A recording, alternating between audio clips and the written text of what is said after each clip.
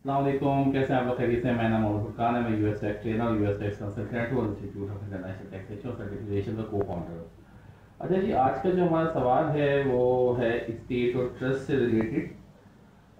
US के अंदर जो लोग रहते हैं उनको इस चीज़ के बारे में ज़रूर पता होना चाहिए कि स्टेट क्या होती है और ट्रस्ट क्या होती है और क्यों बनानी चाहिए।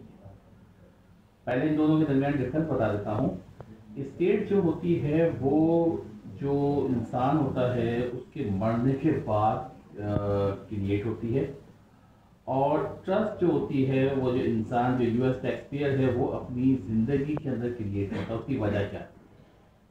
जब एक इंसान अपनी ज़िंदगी से चला जाता है या यूएस सिटीजन अपनी ज़िंदगी से चला जाता है तो उसके पास जो भी एसेट्स होते हैं जिसे हम इनहेरिटेंस कहते हैं, तो जो भी एसेट्स होते हैं वो उनके वर्सा के अंदर डिस्ट्रीब्यूट होने होते हैं।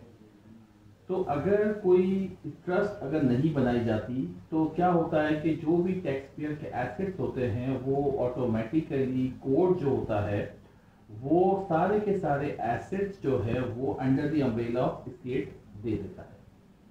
अच्छा, स्टेट का एक अगर विल होती है तो एग्जीक्यूटर अपॉइंट हो जाता है, अदरवाइज एडमिनिस्ट्रेटर कोर्ट अपॉइंट करते हैं। अच्छा, ये जो स्टेट होती है, ये स्टेट क्या काम करती है कि इसके अम्ब्रेला के अंदर जितने भी एसेट्स आते हैं, एसेट्स भी आते हैं और लायबिलिटीज भी आती हैं जो यूएस सिटीजन की होती हैं। तो ये स्टेट को जो एग्जीक्यूटर अपॉइंट होता है वो क्या करता है कि जितनी भी लायबिलिटीज होती हैं उस पर्सन की पहले उसे पे ऑफ कर दी जाती हैं, और फिर जो भी इस स्टेट के अम्ब्रेला के अंदर एसेट्स होते हैं वो उनके वारिस के अंदर डिस्ट्रीब्यूट कर दी जाती है। तो स्टेट कब क्रिएट होती है? जब इंसान मर जाता है और कोर्ट उसे एक आर्टिफिशियल बॉडी क्रिएट करती है। लेकिन ट्रस्ट क्या होती है? ट्रस्ट ये इंसान की अपनी, जो लोग जो यूएस सिटीजन होते हैं वो अपनी जिंदगी के अंदर एक ट्रस्ट क्रिएट करते हैं और अपने जितने भी एसेट्स हैं वो उस ट्रस्ट के अम्ब्रेला में दे देते हैं।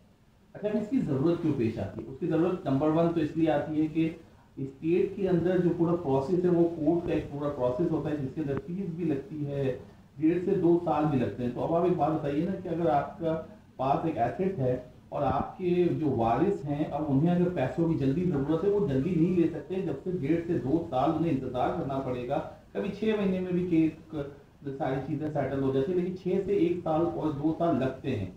तो जब आप ट्रस्ट बना लेते हैं तो ट्रस्ट में क्या फ़ायदा होता है कि एसेट्स ऑलरेडी ट्रस्ट के नाम पे होते हैं, ठीक है, किसी कोर्ट की इन्वॉल्वमेंट के अंदर नहीं होती। जो ट्रस्ट का जो ट्रस्टी होता है, जिससे जो टैक्स पेयर होता है वो किसी अपने भाई को, बड़े बेटे को, बेटी को, बीवी को, किसी को भी अपॉइंट करता है। तो वो क्या करता है कि जैसे भी जो भी लायबिलिटीज बन रही होती हैं वो पे ऑफ करते हैं और क्विकली 1 महीने के अंदर, 15 दिन के अंदर ये सारे प्रोसेस करके सबको वारिसों को दे दी जाती है। Number one. Number two, trust का एक ये भी फायदा होता है कि अगर जो इंडिविजुअल पर्सन होता है उसके ऊपर जो अगर बाद का कोई बैंक का लोन ले लिया जाता है, लायबिलिटीज आ जाती हैं, तो जो ट्रस्ट के अम्ब्रेला के अंदर जो एसेट्स होते हैं वो प्रोटेक्ट हो जाते हैं, ठीक है, थ्रू दी पर्सनल पर्सन।